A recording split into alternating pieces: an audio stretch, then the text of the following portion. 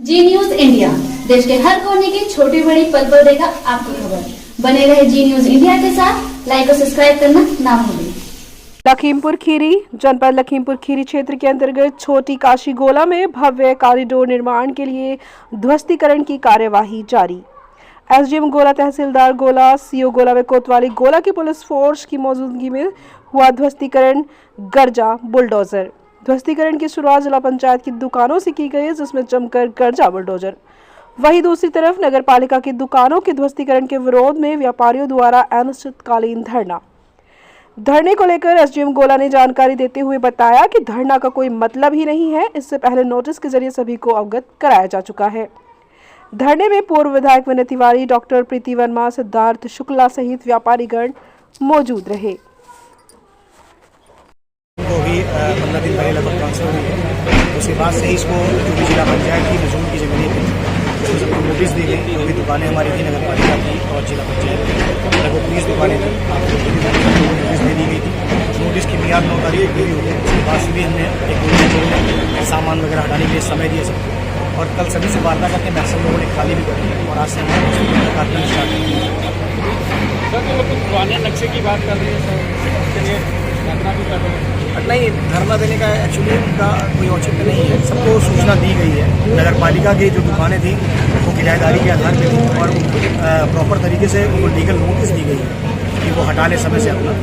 और धरना देने का कोई अभी वार्ता की जा रही है। अभी हम और सीओ साहब जाके वार्ता करके कुछ समाधान निकाल रहे हैं। सर, इसमें कहा गया कि नक्शा सार्वजनिक किया गया है। नक्शा सार्वजनिक करने के लिए देखिए सारी चीज़ें पारदर्शी है, सारी चीज़ें पारदर्शी है। कोई ऐसी चीज़ छिपाई नहीं जा रही है इसमें।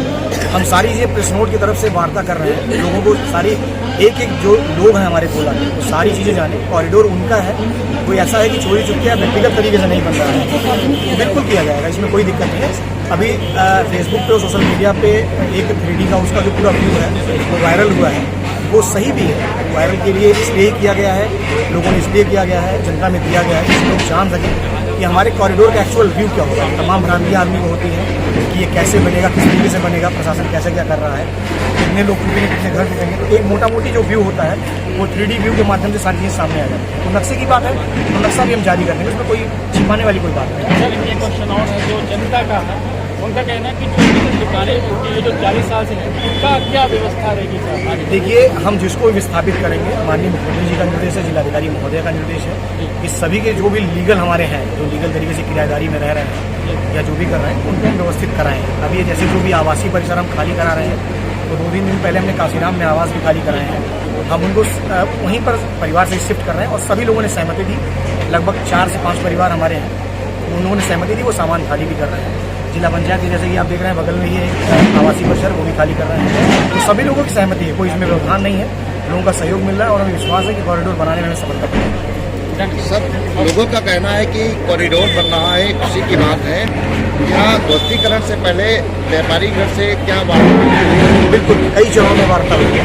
किसी को हमने अंधेरे में नहीं रखा या अचानक से हम कोई कार्रवाई नहीं कर रहे हैं। कॉरिडोर का कार्य बहुत पहले से चल रहा है, बहुत पहले से कार्य योजना बनी हुई है। तो लोगों के दिमाग में चीज़ें हैं। और जब अभी ध्वस्तीकरण की बात की, उसके पहले में भी हम लोगों ने व्यापारियों से बात की थी। व्यापारी सभी जो भी मंडल थे सभी लोगों से बात। गोला में एक रिवर्स कह लीजिए या कुछ भी कह लीजिए क्लियरिटी है, तो आप ये बताएंगे कि आपके साथ कुछ पार्शियलिटी की जा रही है मंडियों और कुछ व्यापारियों के बीच में? नहीं, ऐसी कोई बात नहीं। ये बुनियाद आरोप है। पार्शियलिटी जब जो चीज़ें कॉरिडोर की तय होकर ही आई हैं, जो कार्य योजना में है हम उसी के अनुरूप कार्य करेंगे।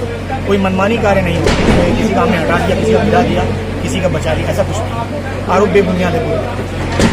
मंदिर का रकबा क्या है? सारी ज़मीनें मैं बताया कि 19,400 वर्ग मीटर है, जो नजूल की ज़मीनें ट्रांसफर की गई पर्यटन को। और इसको सरोवर अगर इसमें जोड़ लेंगे तो ये काफ़ी बड़ा एरिया है। लोगों का कहना है कि जो मैप है उसको पब्लिसाइज कर दिया। बिल्कुल कर देंगे, उसमें कोई दिक्कत नहीं, कोई छिपाने वाली बात नहीं। बहुत बहुत धन्यवाद। अच्छा, जो सब बैठे हुए हैं धरने पर, उसके लिए क्या? हाँ, हम और सीओ साहब जा रहे हैं, उनसे वार्ता करके समाधान निकालेंगे।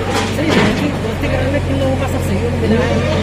सभी का सहयोग मिल रहा है। हमें विरोध बहुत नॉमिनल लोगों का मिल रहा है और मुझे लगता है कोई भी कार्य शुरुआत करते हैं थोड़े मोड़े विरोध की संभावनाएं होती है, लेकिन अभी सबसे हम वार्ता करके सबको सहमत करने का प्रयास करेंगे। सबका सहयोग मिल रहा है, भरपूर सहयोग। ये सारे लोग पीछे आ जाओ भैया, जितने लोग। अम्बेडकर की मूर्ति के पास कई लोग की संख्या में सैकड़ों की संख्या में है आज। रीजन क्या है? रीज़न ये है कि जैसा आप सभी लोग जानते हैं कि भारतीय जनता पार्टी जो हमारी सनातनी आस्था है, जो मंदिर हैं, चाहे अयोध्या धाम हो, चाहे काशी विश्वनाथ बाबा का कॉरिडोर हो, इनकी भव्य निर्माण की श्रृंखला को चालू कर रखा है। उसी क्रम में शिव मंदिर कॉरिडोर की स्थापना होनी थी, लेकिन यहाँ के जिम्मेदार लोग जो हैं उन्होंने माननीय मुख्यमंत्री तक गलत परिदृश्य प्रस्तुत कर कर यहाँ पर उसको कॉरिडोर से केवल मात्र सुंदरीकरण तक सीमित किया है।